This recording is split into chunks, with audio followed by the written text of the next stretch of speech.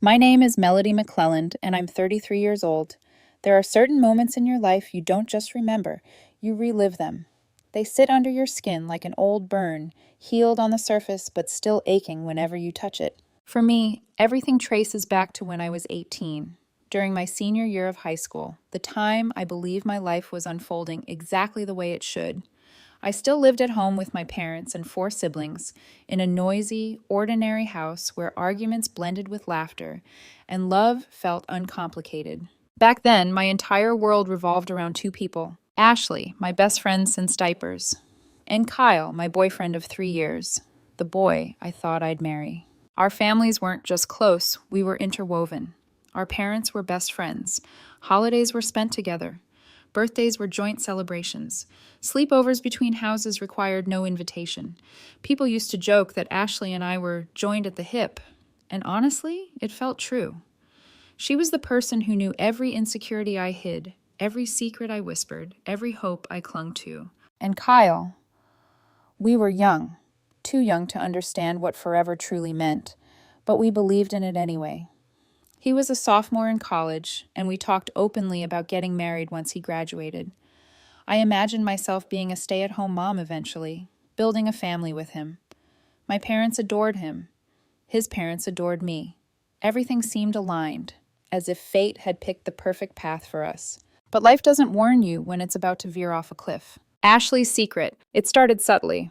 Ashley began acting off, quiet, distracted, like her thoughts were constantly pulling her somewhere I couldn't follow. It took weeks before she finally broke. We were sitting behind the gym after school when she whispered it. She was pregnant. I remember blinking at her, stunned. I didn't even know she'd been seeing anyone after breaking up with her ex months ago. Ashley avoided my eyes and insisted she didn't want to talk about the father. She implied it was the ex, but something in her voice trembled with a truth she wasn't saying. She was hysterical, shaking, terrified. So I did what best friends do. I dropped the questions and held her. I promised I'd stand by her no matter what. And for 9 long months, I did exactly that. I became her shadow. I went with her to every doctor's appointment, every ultrasound, every late-night panic spiral. I took parenting classes with her, held a baby shower, helped her build a nursery, defended her when students whispered and mocked her in the hallways. I was the person she leaned on. I stayed up nights comforting her. I sat beside her through morning sickness and tears she didn't explain. Looking back now, there were cracks. Moments she looked at me with guilt so sharp it almost felt like a confession. But I didn't see it. I didn't want to see it. She was my best friend. And Kyle, well, Kyle was Kyle. I trusted them both with my entire heart. The first sign of the truth. 2 weeks before Ashley's due date, I went to the mall to grab some things for her. That's when I ran into her ex, the one she insisted was the father. I confronted him immediately, anger flaring, demanding how he could abandon Ashley and his unborn child. His reaction wasn't defensive, it was confusion. He said he had no idea what I was talking about. He said they hadn't been together in over a year. He said it was literally impossible for him to be the father. I apologized. I felt embarrassed. But then he said one more thing, something that barely registered at the time but would later slice my world in half. Maybe you should ask Kyle. He and Ashley were pretty close at that party, weren't they? I laughed it off. Kyle and Ashley had known each other since babyhood. We all had. There was no way, no reason to doubt them. Right? The kitchen revelation. That night, my 14-year-old sister and I were preparing for a movie marathon. I was still recounting my confrontation with Ashley's ex when she suddenly went quiet. Too quiet. Her eyes darted away. Her hands trembled. She excused herself to the bathroom. I shrugged it off and went downstairs for snacks until I heard her voice. She was crying, arguing with our mother in the kitchen. I froze when I heard my name. Then I heard Kyle's. I don't remember walking into the kitchen. I just remember the look on my mother's face, pale, devastated. And my sister, sobbing so hard she could barely speak. Mom, she deserves to know. I can't lie for them anymore. I demanded answers. My mother crumbled. My sister broke down completely. And the truth I never imagined, poured out in broken pieces. During the end of summer break, Ashley and Kyle went to the same house party. They got drunk. They slept together. Ashley got pregnant. She told Kyle. He hid it from me. She hid it from me. Their parents knew. My parents knew. All our siblings knew.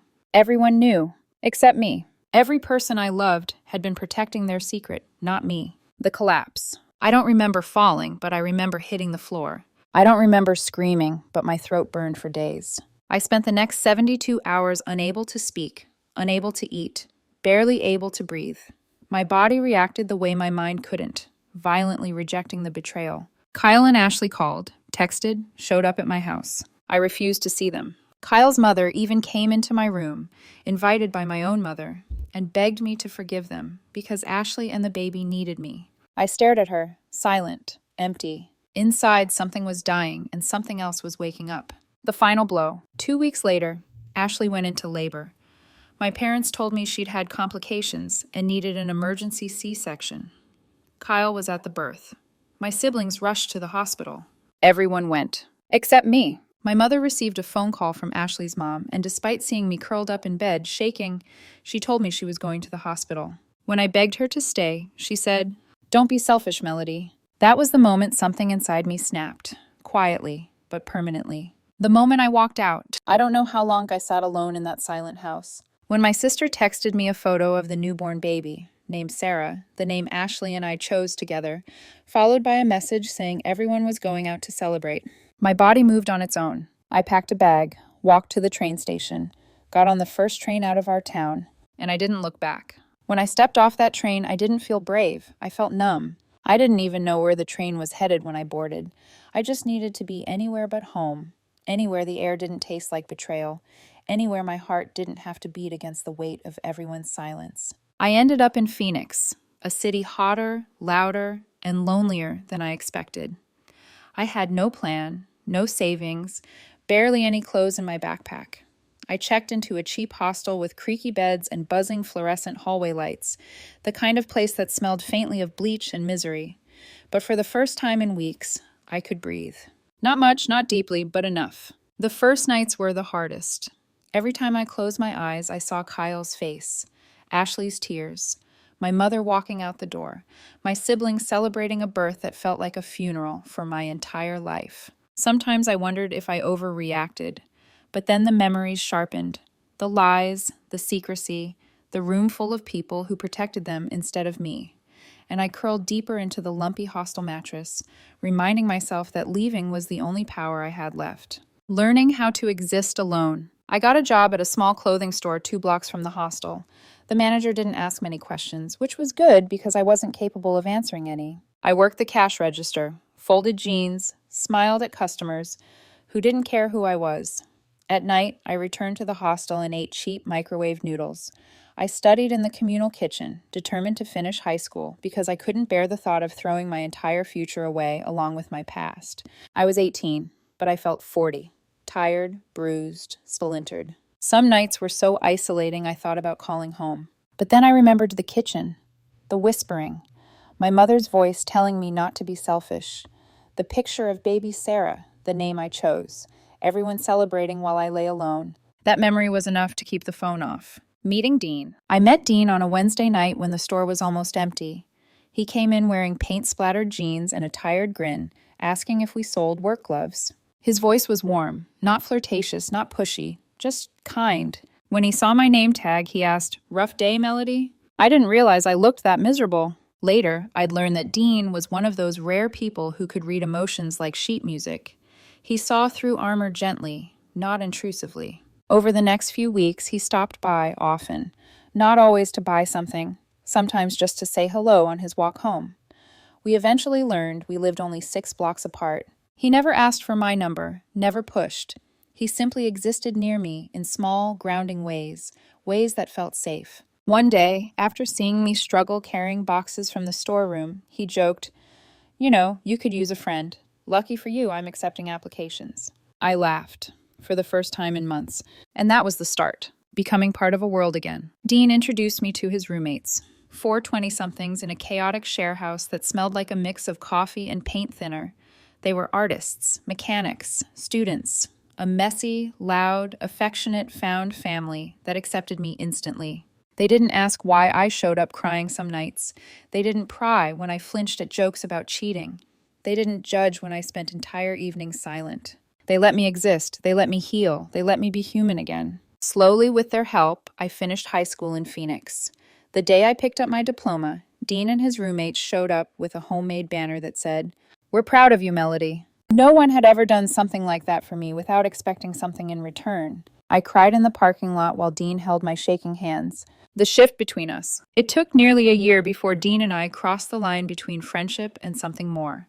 It wasn't dramatic. There was no grand confession, no sudden kiss in the rain. It was quiet. We were sitting on the roof of his apartment building, eating takeout and watching the city lights flicker. I had just told him about Ashley's pregnancy, the first time I'd spoken the truth aloud to anyone except myself. I didn't cry. I thought I would. Instead, my voice was hollow and steady, like I was reading someone else's story. When I finished, Dean didn't pity me. He didn't say Ashley and Kyle didn't deserve me. He didn't say my mother was wrong. He just said, "I'm sorry you carried that alone." 7 simple words, but the most healing ones I'd ever heard. He turned to look at me, eyes gentle, and then we kissed. Slow, unsure, tender. Not a replacement, not a distraction. A beginning. Moving across the country. A few months later, Dean's grandfather passed away and left him some money. Not a fortune, but enough to change his trajectory. He wanted to move across the country to build a life somewhere new, somewhere with possibility. One evening, he asked if I would come with him. I hesitated. We were both carrying emotional baggage, and I had never lived anywhere stable since leaving home. But then he said, "You don't have to know the future, Mel. Just choose the next step. Choose a life that doesn't hurt." And so I did. We packed what little we owned and took a road trip across the country. It was reckless, spontaneous. Something the old Melody, the obedient daughter, the reliable friend, would never have dared to do. But I wasn't her anymore. The marriage I didn't expect. Shortly after my 21st birthday, in a moment of wild, impulsive clarity, we got married at a courthouse. I wore a simple dress. Dean wore a suit jacket over a t-shirt.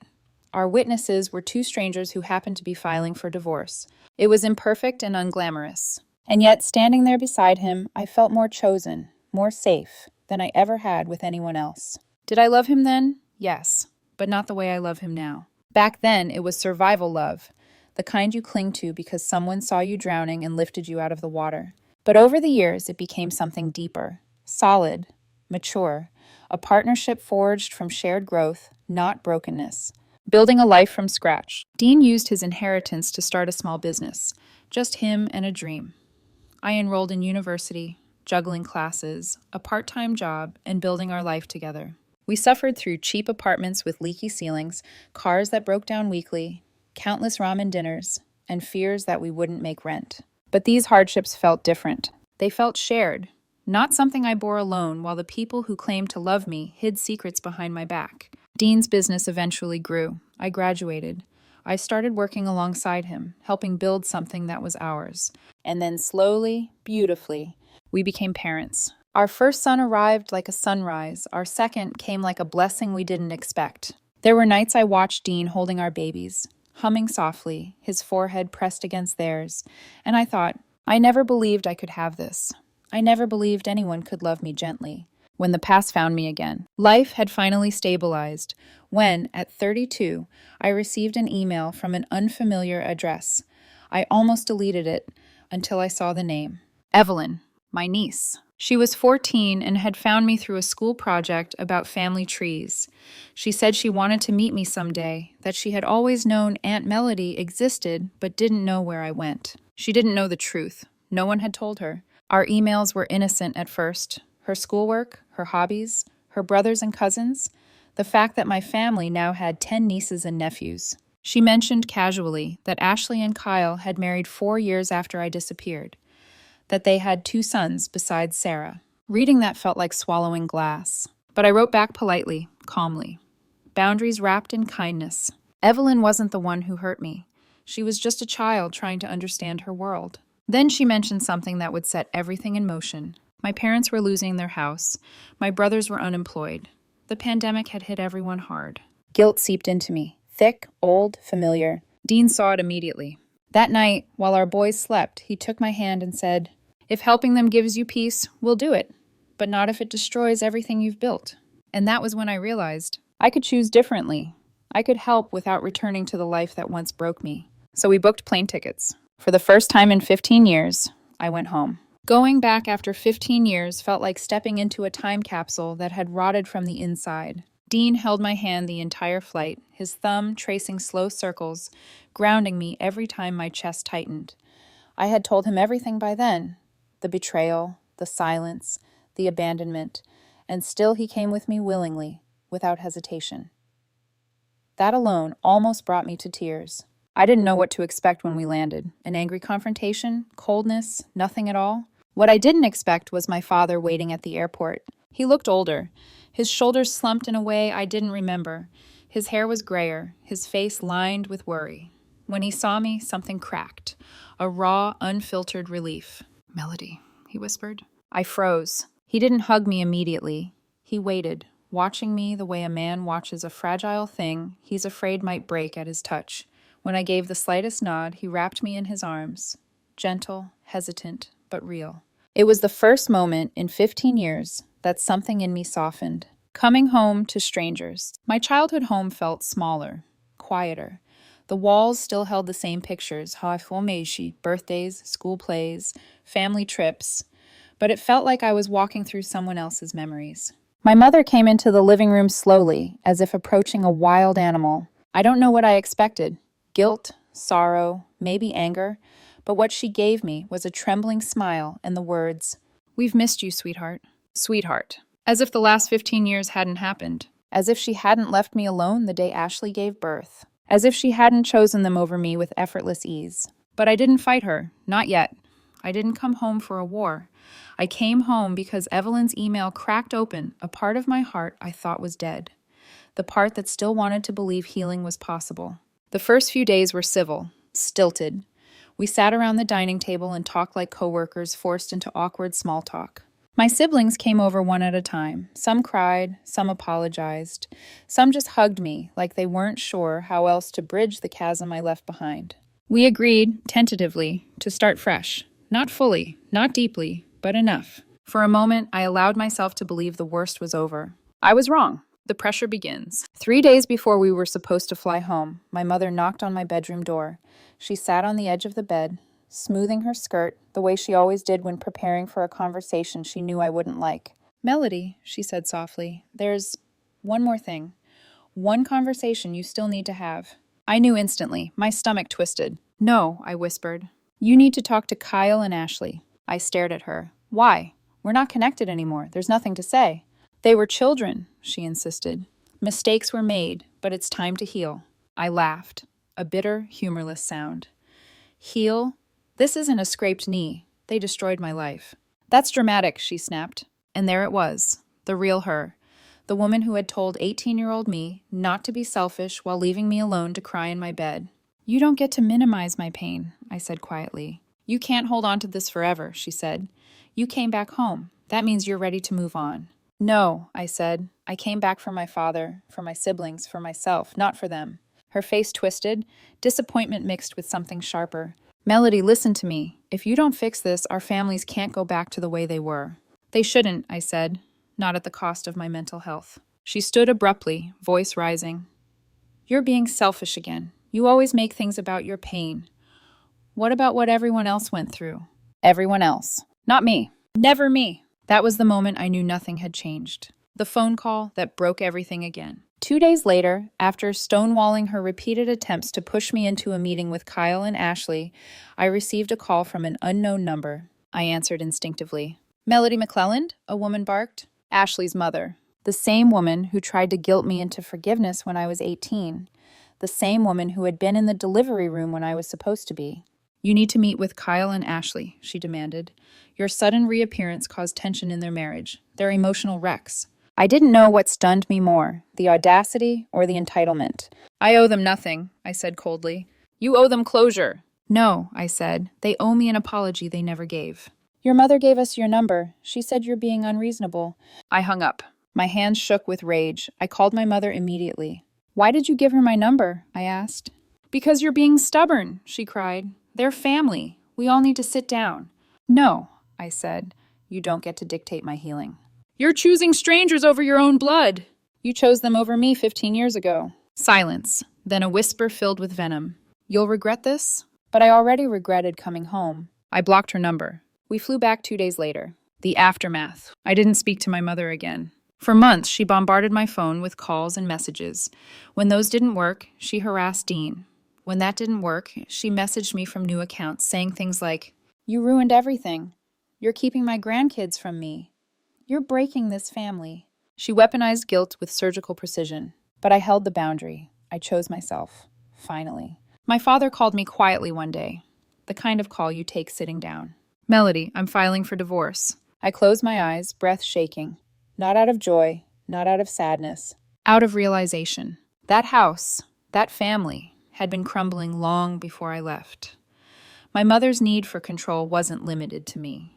It cast shadows over every one of us. She spiraled after he filed. The messages became manic, then desperate, then hateful. I changed my number, and for the first time since I was a child, I felt free.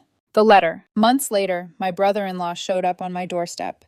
He looked uncomfortable, shifting his weight like he was holding something radioactive. "Ashley asked me to give you this," he said. A letter, folded neatly, unopened. My heart pounded as I stared at it.